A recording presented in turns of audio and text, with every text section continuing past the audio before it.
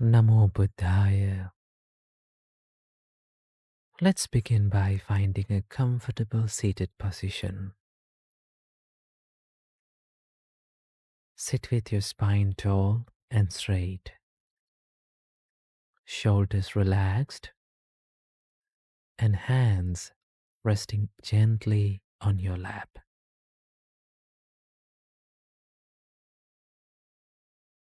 Close your eyes gently and allow your body and mind to settle.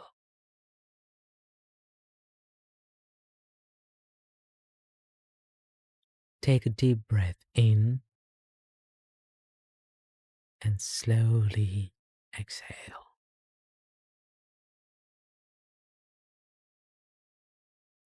Feel your breath as it flows in and out, bringing calmness and stillness. Allow yourself to come to this present moment.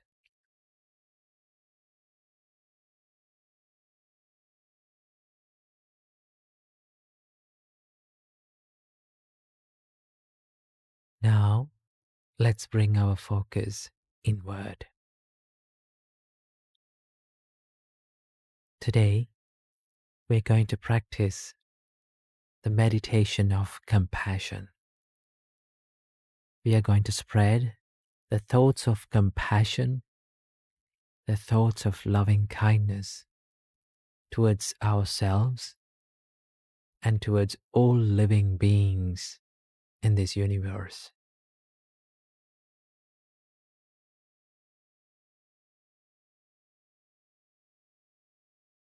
Let's begin by spreading the thoughts of compassion towards ourselves.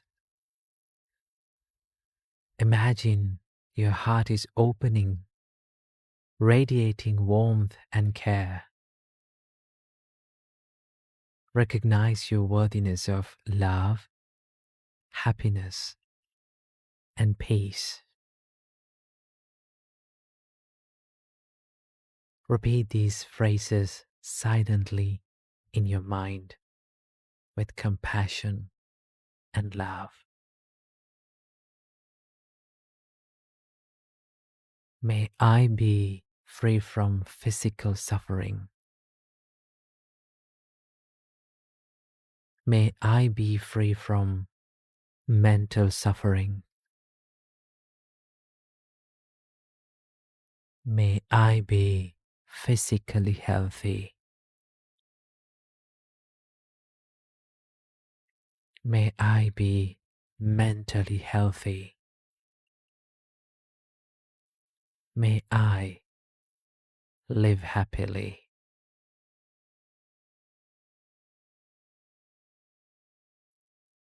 Once again, let's spread these thoughts of compassion towards ourselves. May I be free from physical suffering. May I be free from mental suffering. May I be physically healthy.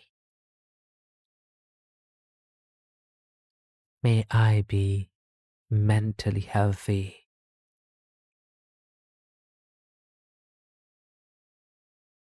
May I live happily.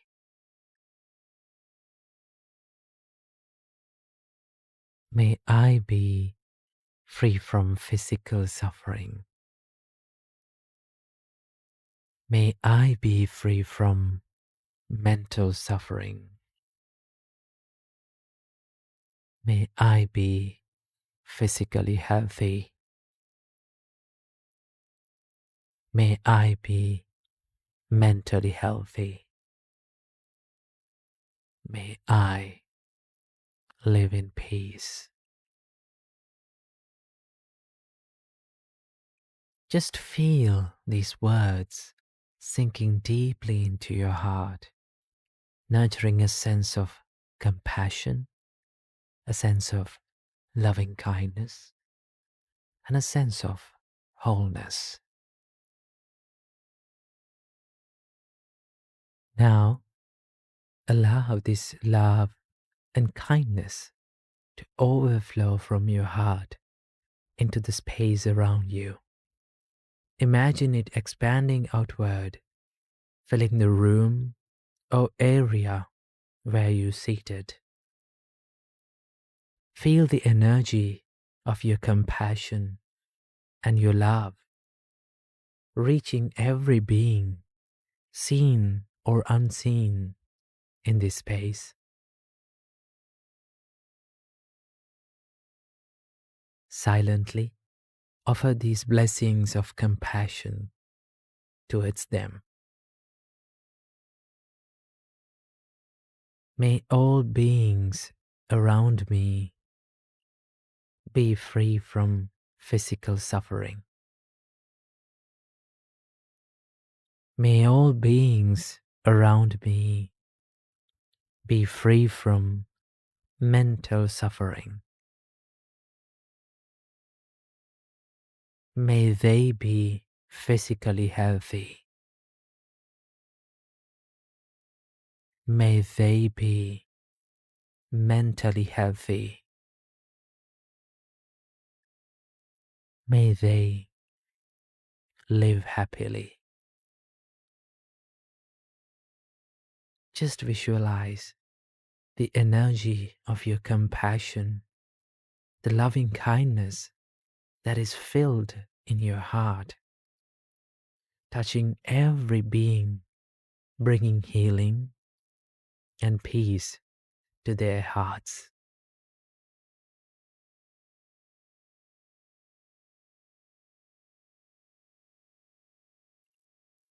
As you breathe in gently, gradually expand these thoughts of loving kindness, thoughts of compassion beyond your vicinity.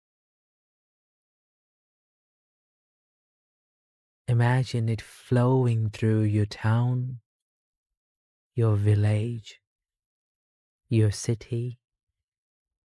See it moving through every street, every home, every corner, touching all living beings.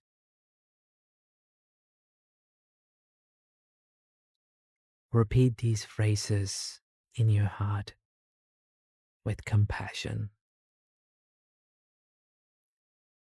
May all beings in this city be free from physical suffering.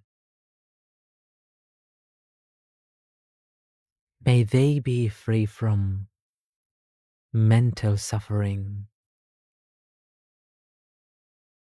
May they be physically healthy. May they be mentally healthy.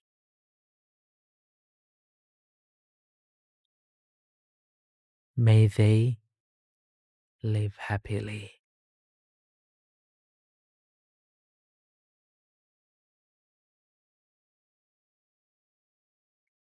And now, let this ripple of thoughts of compassion spread throughout the entire country. Feel your energy of compassion extending across borders, embracing everyone within its reach.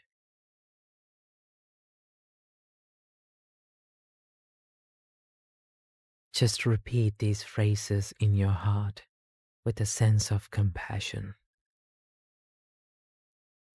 May all beings in this country be free from physical suffering. May they be free from mental suffering. May they be physically healthy. May they be mentally healthy.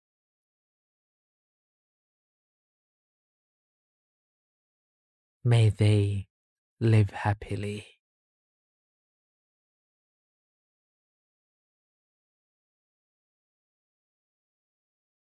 May they live happily. May they live happily.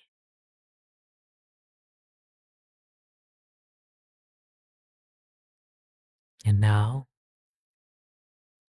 we are ready to expand our love, our compassion even further, letting it radiate across the whole planet. Just imagine it traveling through every ocean, every forest, throughout every continent, lighting up the earth with the energy of compassion and love that is filled in your heart.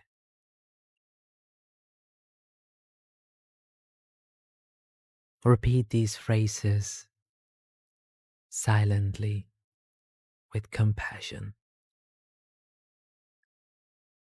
May all beings in this world be free from physical suffering. May they be free from mental suffering. May they be physically healthy. May they be mentally healthy. May they live happily. May they live happily. May they live happily.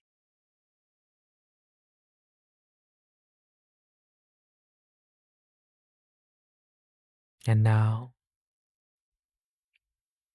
we are ready to extend this energy of compassion, this energy of love beyond the earth into the entire universe. Imagine your kindness illuminating the stars, planets, and galaxies.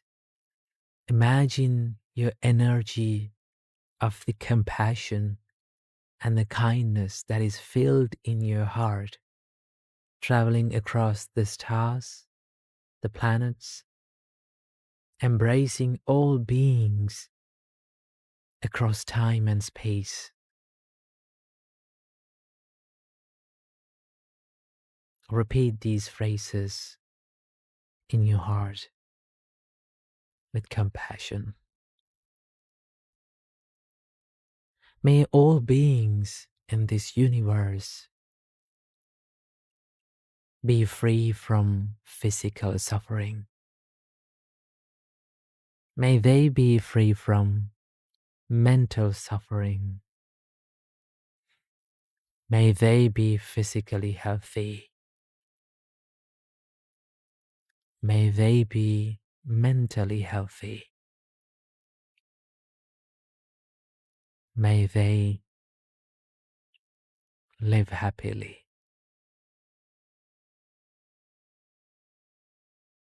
May they live happily.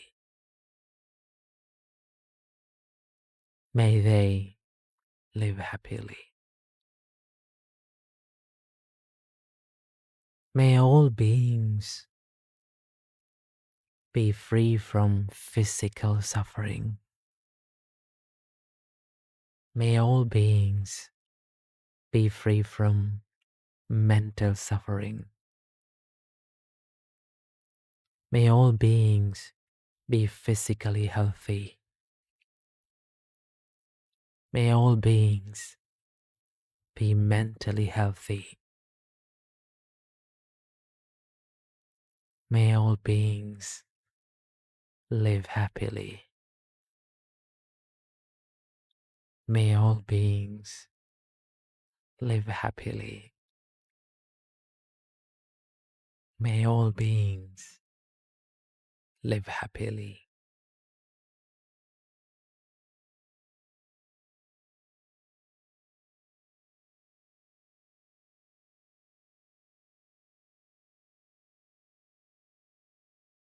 Now,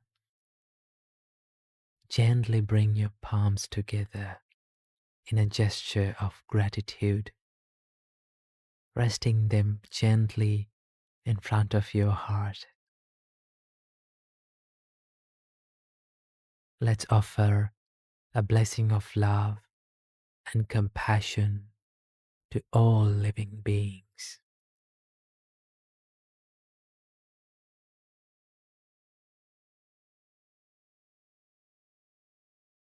Just repeat these phrases of compassion, love after me.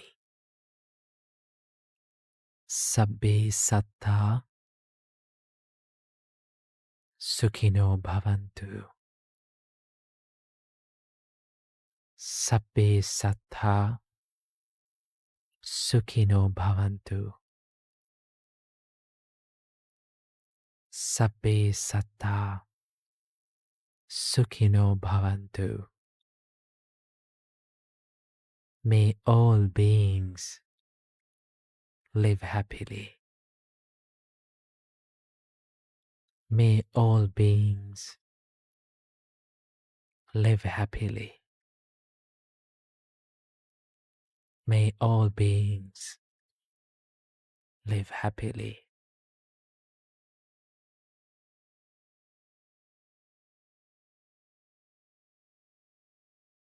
Now gently open your eyes to this wonderful world around you with a sense of love, compassion, peace within you.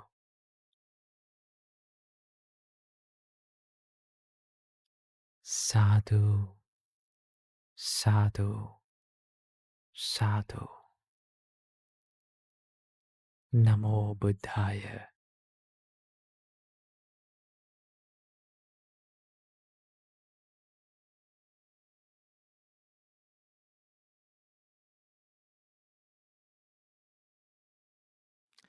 Namo Buddhaya. Welcome to another video. From today's video, I want to introduce you to another simple practice of mindfulness. Now, in an earlier video, we talked about the practice of mindfulness in breathing meditation, how to do it, when to apply it, and how to apply it. And in that video, we talked about that if you're especially focusing on mindfulness in breathing, to do that, you have to come to a seated position to practice it, to be focused in it. But in this practice that I'm going to introduce to you today, you don't need to come to a seated, specifically, you don't need to come to a seated position. You can practice this while walking, while sitting down, while lying down, and also while standing, in all four postures, right? So this is a very simple yet practical practice of mindfulness that you can add to your daily life. So what is this practice? This practice is called Iriyapatha. That is the word that was given by the Buddha for this practice. So the Iriyapatha, the word Iriyapatha can be simply translated into English as mindfulness in all four postures. What is it? Mindfulness in all four postures, right? So let's take a look at how Buddha defines this Iriyapatha meditation. The Buddha says, again, bhikkhus, when walking, a bhikkhu understands, I am walking. When standing, he understands, I am standing. When sitting, he understands, I am sitting. When lying down, he understands, I am lying down. Or he understands accordingly, however his body is disposed. Now, this is the definition that was given by the Buddha for this meditation, how to do it. What the Buddha teaches about this meditation, the Buddha says, Buddha refers to the bhikkhus. Bhikkhus are the monks, right? But this can be applied to everyone's life. The Buddha says, again, bhikkhus, when walking, a bhikkhu understands that I am walking. Now, what Buddha teaches us is that when you're walking, understand that you're walking.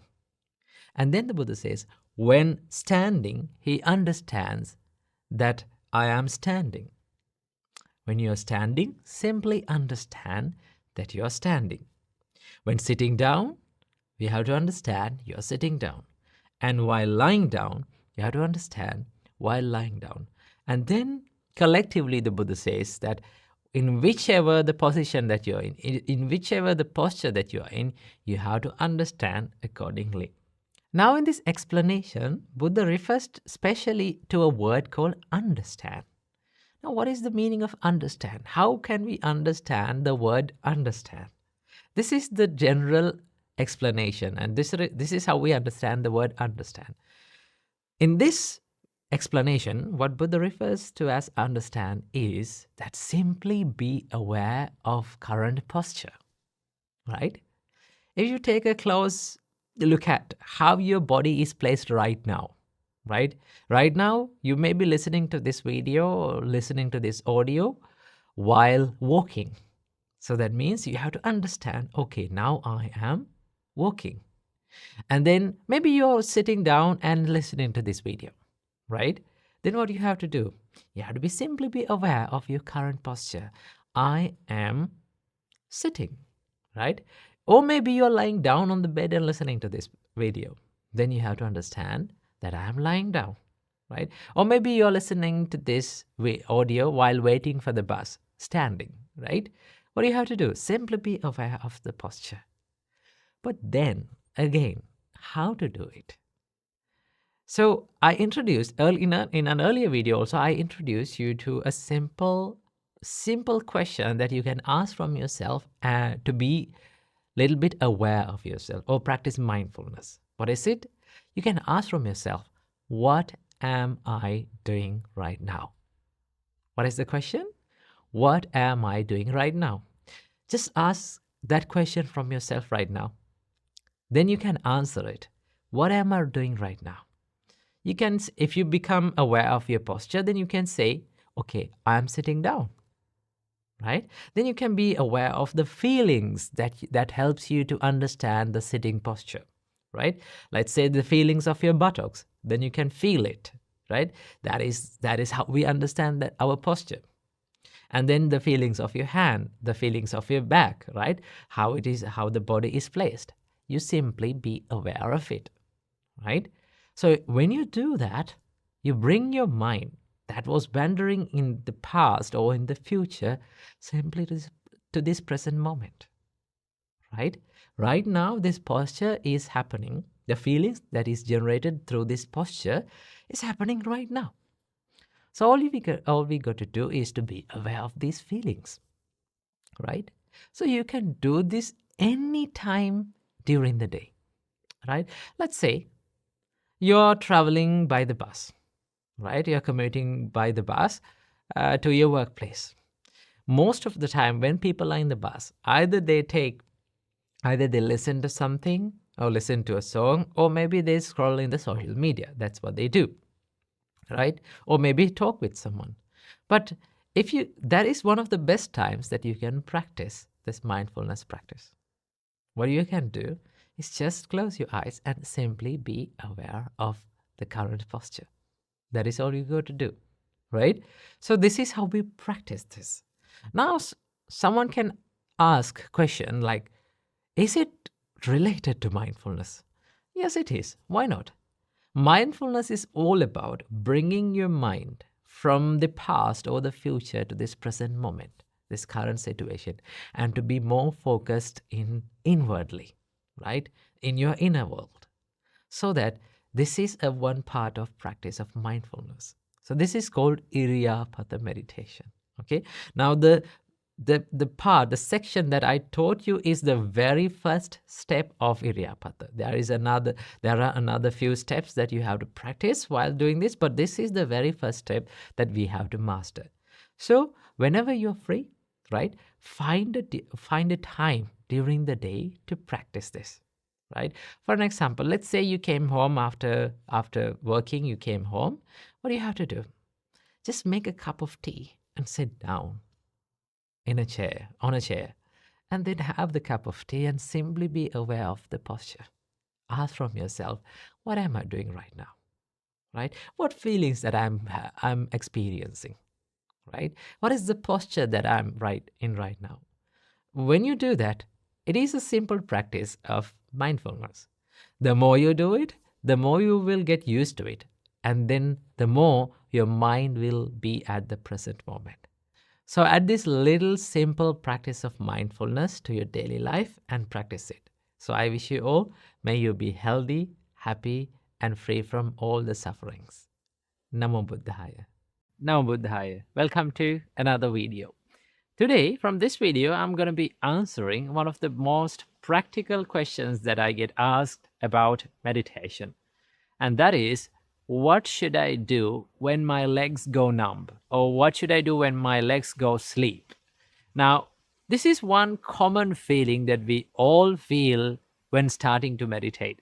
For especially for beginners, when they're not used to the meditation or meditation posture, they might get this feeling of legs going numb and not feeling their legs. And sometimes you get even the pins and needle feeling in your legs. So most of the time, the beginners get so much afraid of this feeling and they say like, it's difficult and something that is not usual and this is not pleasant. I can't do this. But here's the thing. This numbness and this legs falling asleep and this pins and needle feeling is not something that is related to meditation. It is related to the posture. This feeling happens when your nerves get extra pressure. One of the mistakes that most of the people do is as soon as they feel the numbness in their legs, they change the posture. Because when you change the posture, the numbness go away. But here's one thing happen. When you change the posture and go for another posture, even in that posture, you will start to feel the numbness because of the extra pressure on your nerves. So rather than changing the posture, one thing that you can do is to be a little bit mindful about the pain. Okay, watch the pain and how you feel it and observe it. And then when you stay for a little while with this pain and numbness, gradually it will start to go away because your body get used to this posture.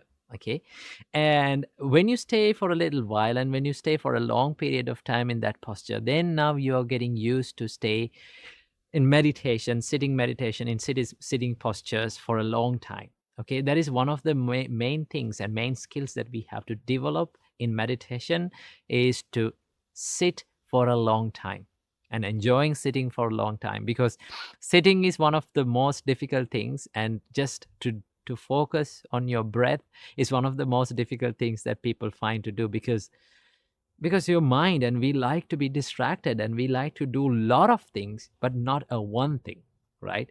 So it is much better to stay in your posture and be mindful about that numbness or this pain or that pins and needleness in your legs, and pretty sure after a little while the numbness will go away.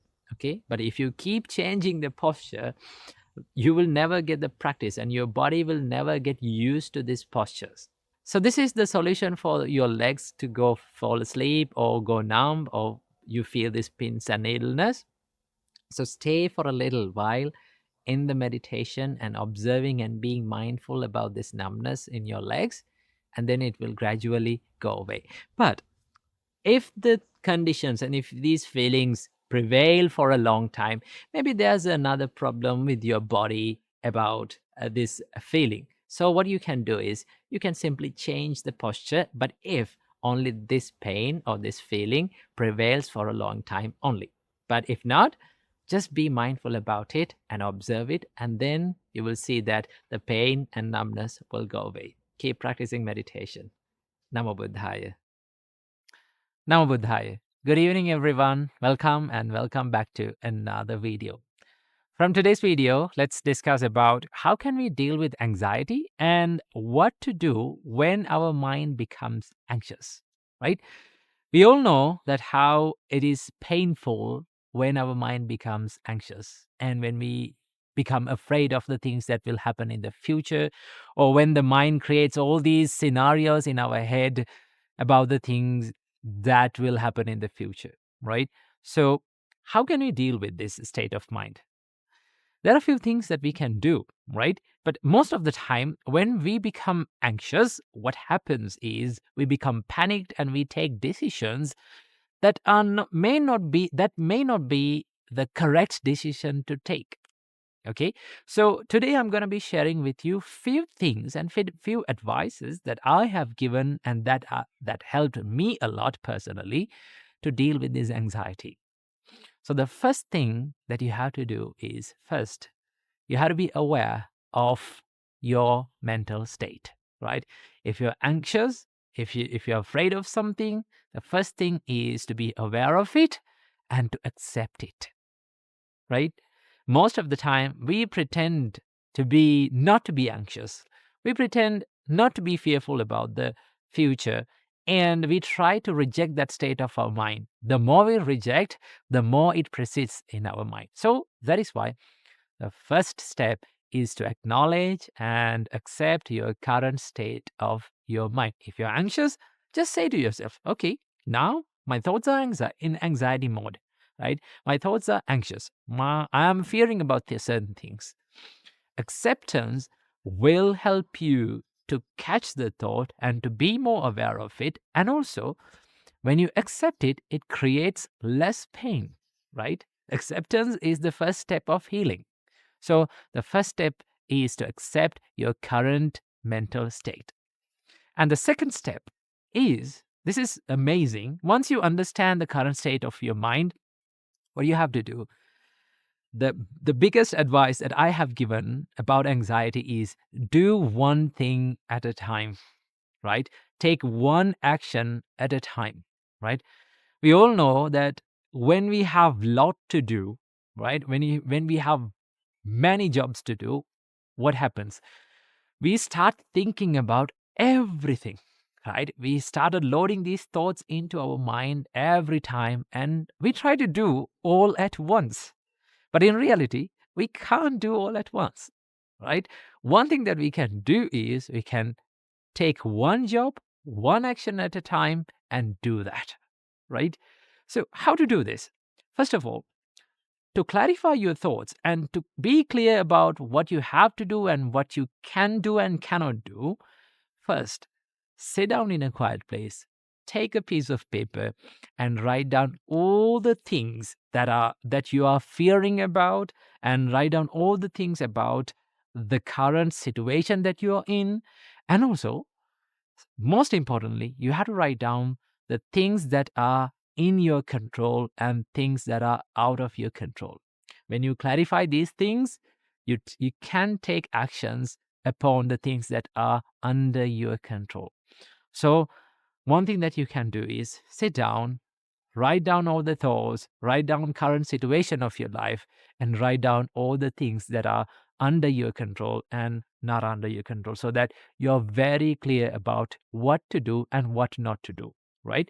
So when you clarify that and take one action, just one action, and what you have to do, just execute that action, right? Don't try to do all the things, just pick one action and do it at one. It's something like this, right? Something like you're grabbing a bunch of oranges, right? What will happen if you try to grab a bunch of oranges at once? You can't grab all of them, right? It will fall, they will fall. So one thing that you can do is pick a basket, take one orange at a time and put it into the basket. In that way, you can grab many oranges. In the same way, when you clarify your thoughts and take one action at a time and execute it, then it will be clear in your mind and it will ease up your mental state. So do one thing at a time. And the third step is to do it slowly and deliberately, right? Even when you become clarified about what to do, don't be anxious, don't be panicked. What do you have to do? Do it slowly, right? One thing that a lot of meditation masters teach is that when you're anxious, do something slowly, right? Slow down. When your body becomes slow down, your minds become slow down. That's the connection between the body and our mind. When our mind is slow, our body is slow. When our body is slow, our mind is slow.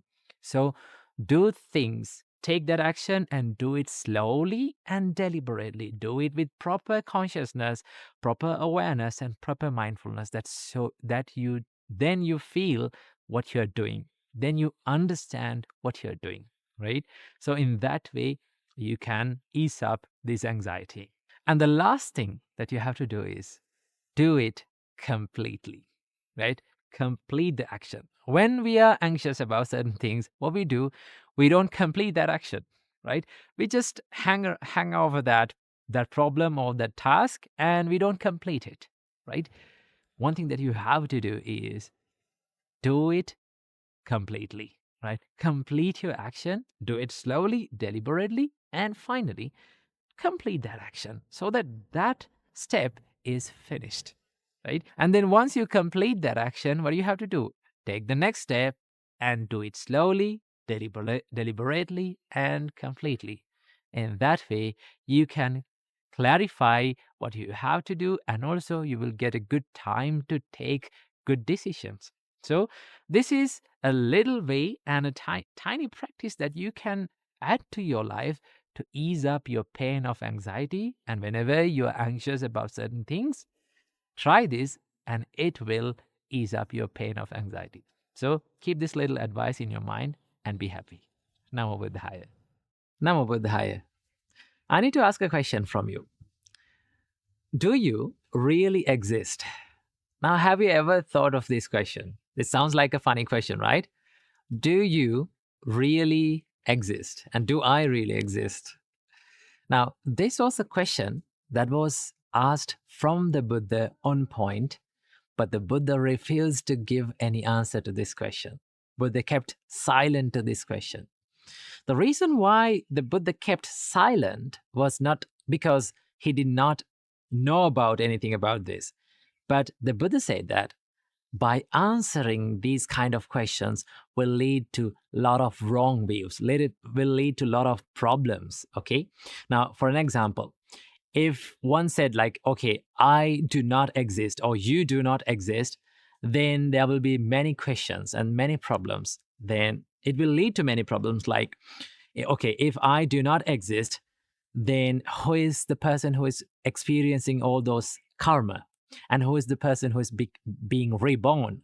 Okay, and also if I don't really exist, what's the point of doing good and bad things, right? There's no point of doing good and there's no point of doing bad. Okay, and there's no point of becoming kind to people, and there's no point of helping people.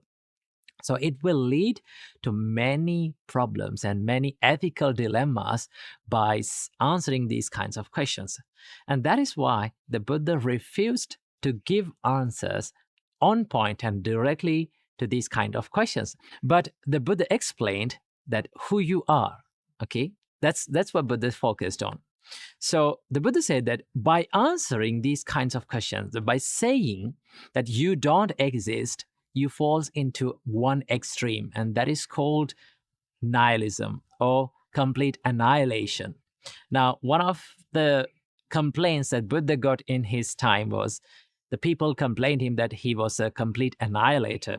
Okay, he annihilates people by letting them into the nibbana. So people considered nibbana as a complete annihilation, but it is not a complete annihilation. The Buddha said that when you say that you don't exist, it falls under one extreme, and that is called nihilism, which was known as ucheda. And if you say that you exist, then it falls into the other extreme, and that is called the sashvata or the eternalism. What Buddha teaches you is, what the Buddha says, that my teachings lies in the middle. I teach you the middle way.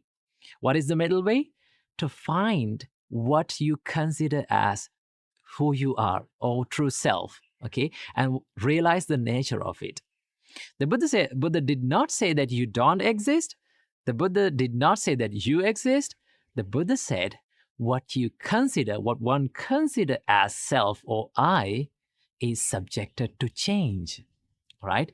Now, what we consider as I, we consider as I is our eyes, our ears, our nose, our tongue, our body, and our mind. Okay, this is whom we call I.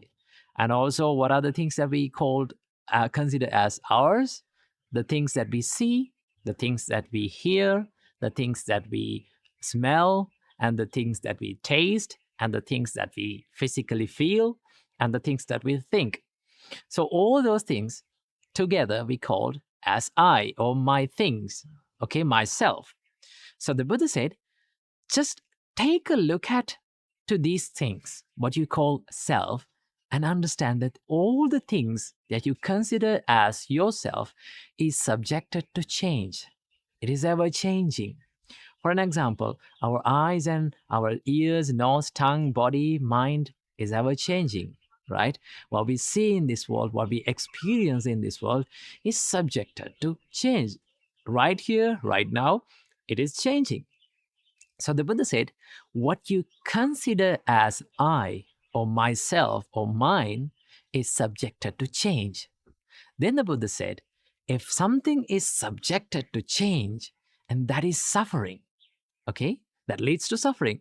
For an example, let's say we are having a good time and we are having good experiences and good feelings and happy feelings. So what we like to do, we like to feel, we like for them to be permanent, okay, we like to feel good forever, but it is subjected to change, okay, it is changing, and when it is changing, we suffer.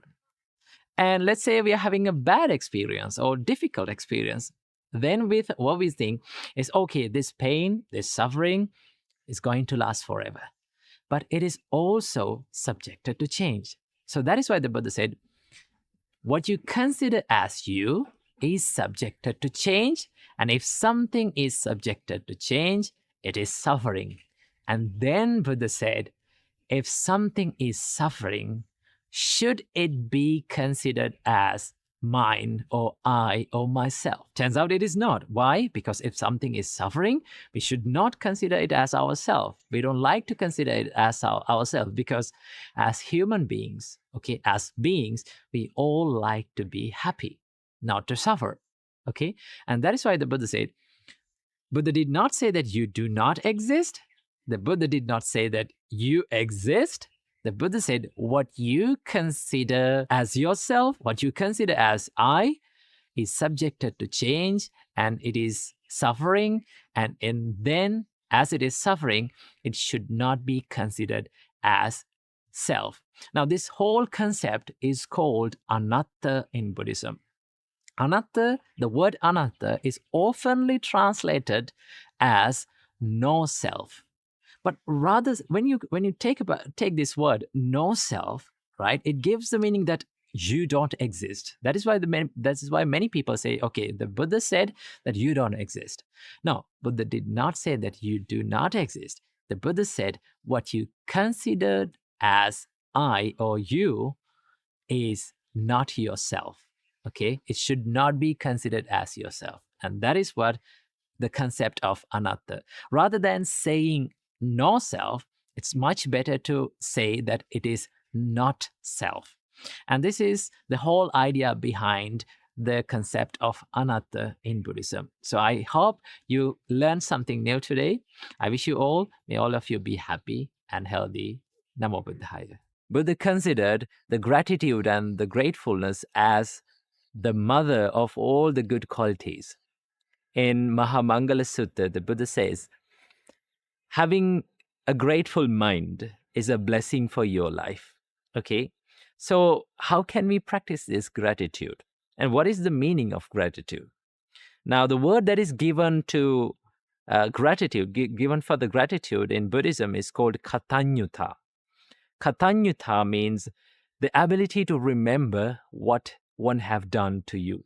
That means the helps that have done to you. If you can remember the people and the helps that you have given, okay, people have done to you, then that is called the gratitude.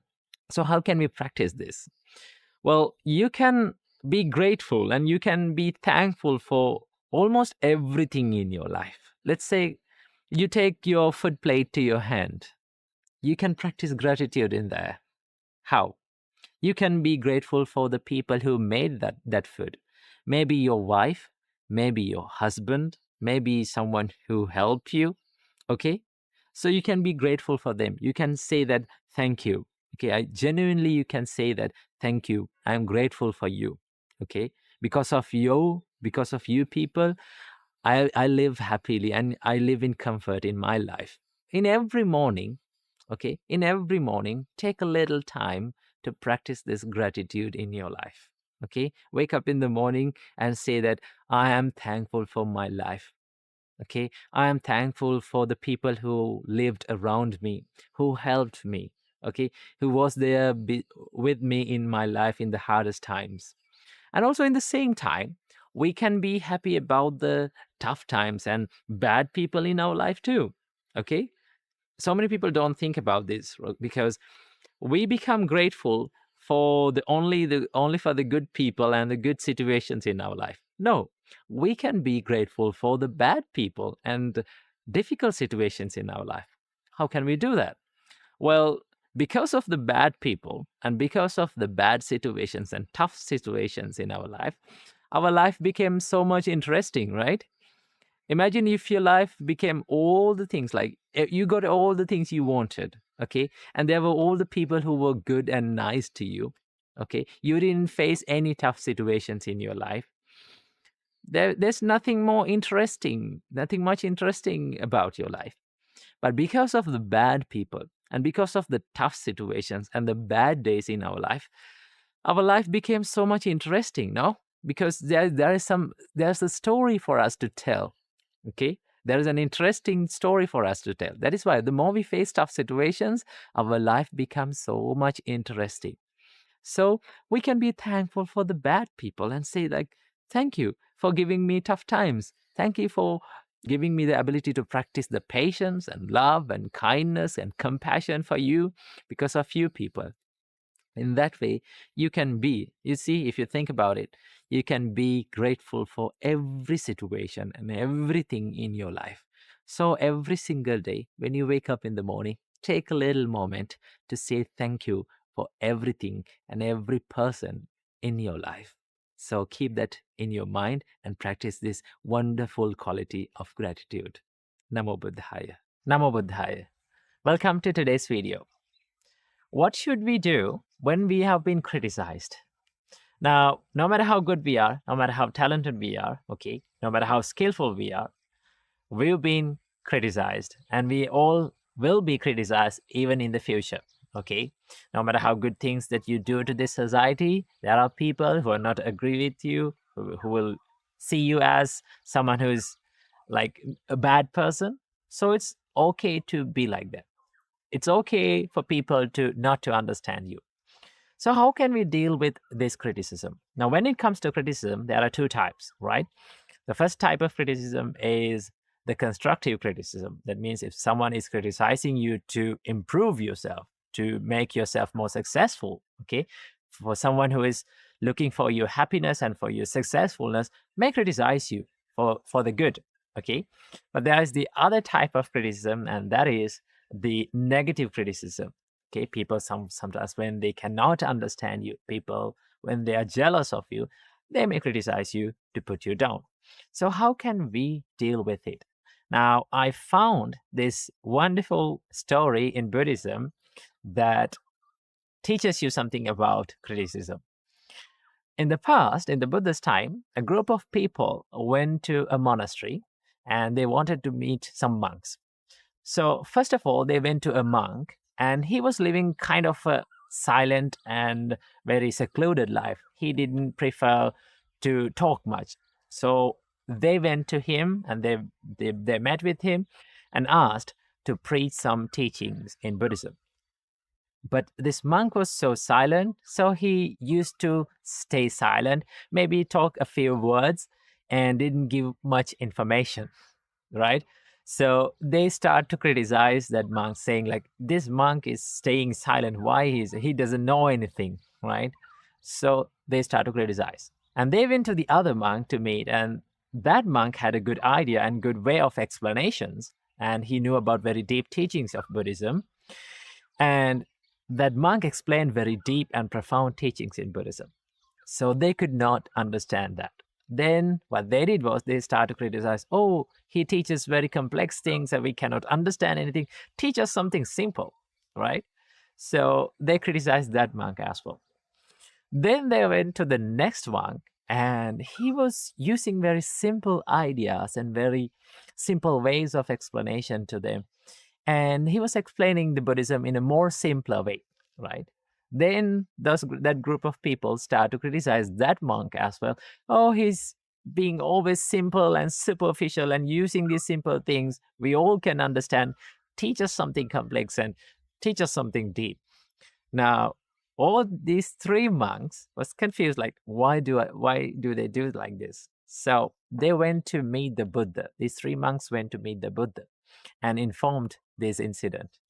Then the Buddha said, no matter you stay silent, no matter you teach complex stuff or like profound stuff, or no matter you use simple words to speak, you will always be criticized by people. That's the nature of this world.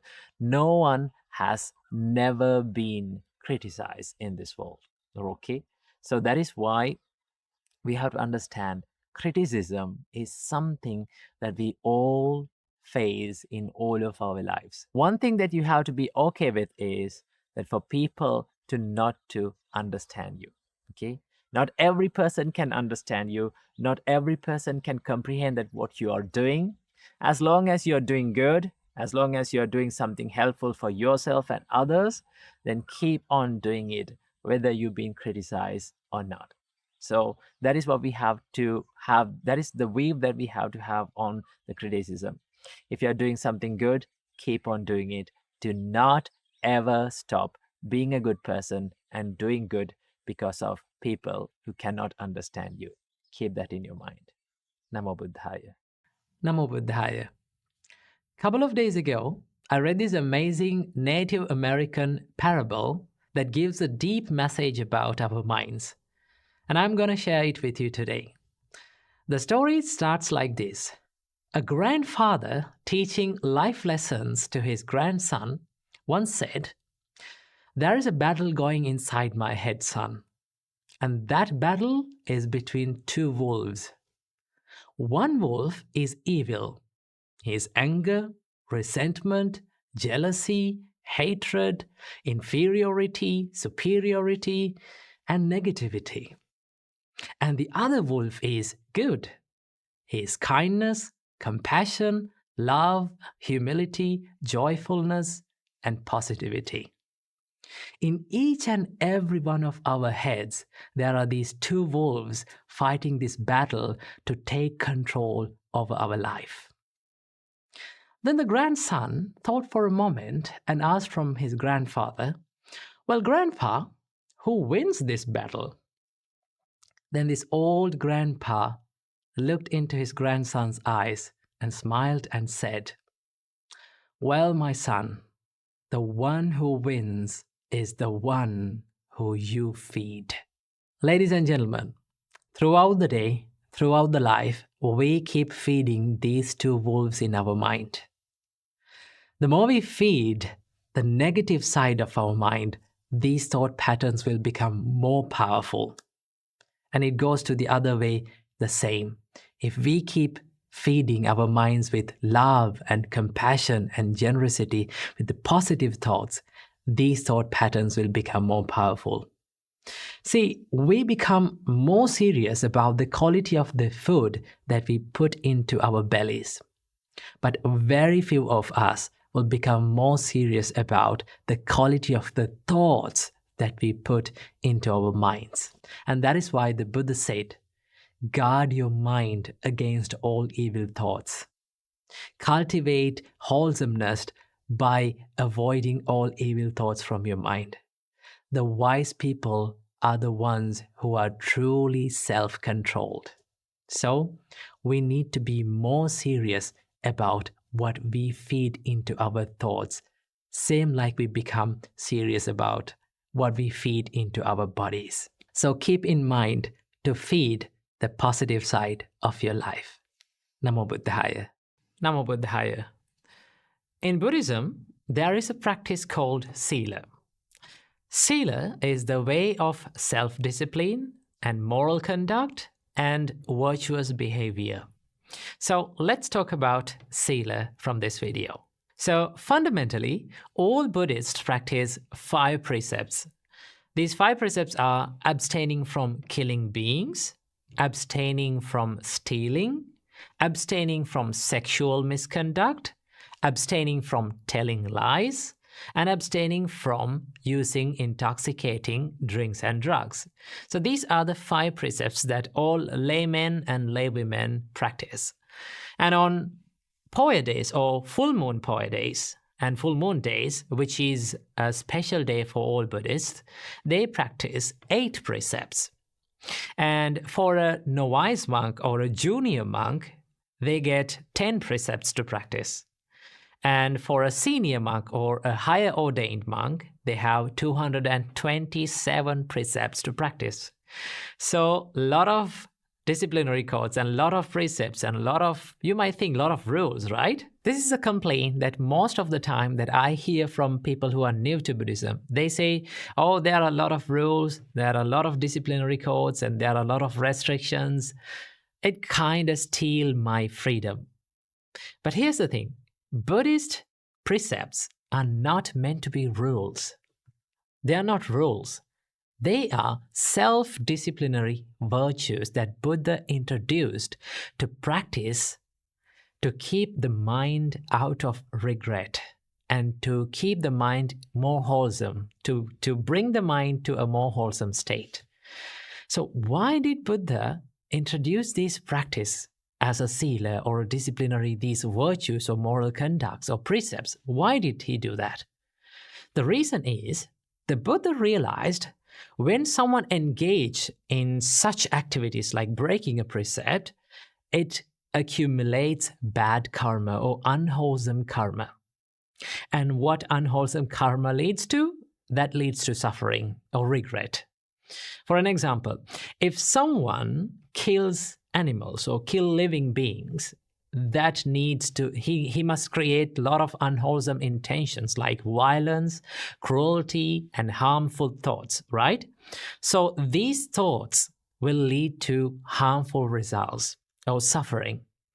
The Buddha said that intention is the karma. Chetanahang bhikkhave kammang vadami. Monks, I say, the intention is the karma. So as intention is the karma, if someone generates more unwholesome intentions, then he will accumulate more unwholesome karma, which leads to unwholesome results or suffering as a result. So the Buddha said, it is much better to stay away from these actions which leads to suffering in life. And that is why Buddha introduced sila as a practice to be disciplined from your body and from your words to live a life of less regret, right? So most of the time, people, when they commit or when they do these such offenses, or I would say when they do such unwholesome actions, what is the final result? It leads to the regret, right? They think like, oh, I shouldn't have done that. Maybe after a long time, they will think like, I shouldn't have done that. To stay away from that regret, to stay away from your mind complaining to yourself that you're a bad person, you did this bad thing, to stay away from that, the Buddha said, be disciplined. Live a life of self-discipline or live a virtuous life. That is why Buddha introduced these precepts as sila. And also remember that if someone breaks such a precept, there is not a person or there is not any God who is going to punish that person. Buddha is not coming to punish you, okay?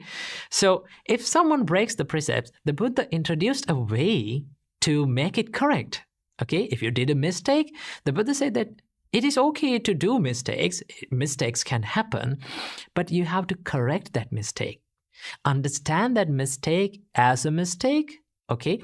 Understand that offense as an offense and correct it. The way to correct an offense or a mistake is to be open up. Do not hide that offense.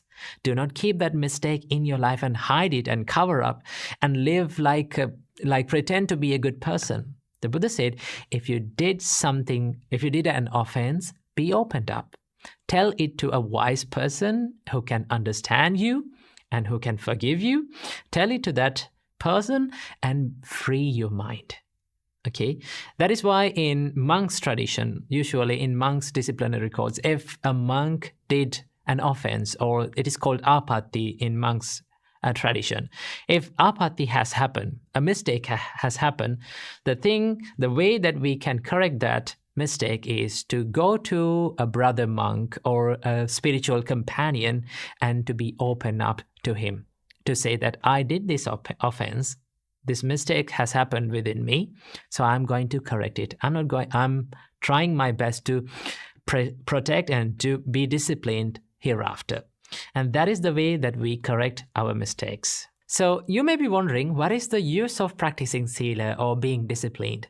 So in Kimattiya Sutta, the Buddha explained this to Venerable Ananda. Venerable Ananda asked from the Buddha, Bhante, what is the purpose and benefit of wholesome, virtuous behavior, which is sila? The Buddha says, Ananda, the purpose and benefit of wholesome, virtuous behavior is non-regret. By practicing sila, it leads to non-regret. And what is the purpose and benefit of non-regret? The purpose and benefit of non-regret is joy. And what is the purpose and benefit of joy? The purpose and benefit of joy is rapture, is more spiritual pleasure. And what is the purpose and benefit of rapture? The purpose and benefit of rapture is tranquility. And what is the purpose and benefit of tranquility? The purpose and benefit of tranquility is pleasure. And what is the purpose and benefit of pleasure? The purpose and benefit of pleasure is concentration. And what is the purpose and benefit of concentration? The purpose and benefit of concentration is the knowledge and vision of things as they are, the realization of reality. And what, Bhante, is purpose and benefit of the knowledge and vision of the things as they are? The purpose and benefit of knowledge and vision of things as they are is disenchantment and dispassion. And what is the purpose and benefit of disenchantment and dispassion? The purpose and benefit of disenchantment and dispassion is the knowledge and vision of liberation. So the whole practice, whole steps leads to the liberation. So one must practice the Buddhist precepts to find the liberation, which we call vimukti in Buddhist tradition. So being disciplined, it will make you liberate. So someone can think being disciplined and having these disciplinary codes will lead to like restricted life, more difficult life, more boring life. Someone can say, usually people say that, oh, monks' life is so boring. They have a lot of things to, like a lot of restrictions and a lot of rules to practice. It is difficult, it is boring. Actually, the monk's life is so interesting and more enjoyable and more happy, because so many things, like you haven't tried this. That is why some people think that this is boring. But this is one life that one can enjoy very much, and which is very peaceful. So always remember, by being disciplined, you can free your mind. And that is why we believe that discipline leads to the freedom. So that is why in Buddhism, it is practiced the sila, or the self-discipline. So this is a little information about sila, or the practice of self-discipline in Buddhism. So I hope you got some idea about this. So let's meet in the next video. Namo Buddhaya.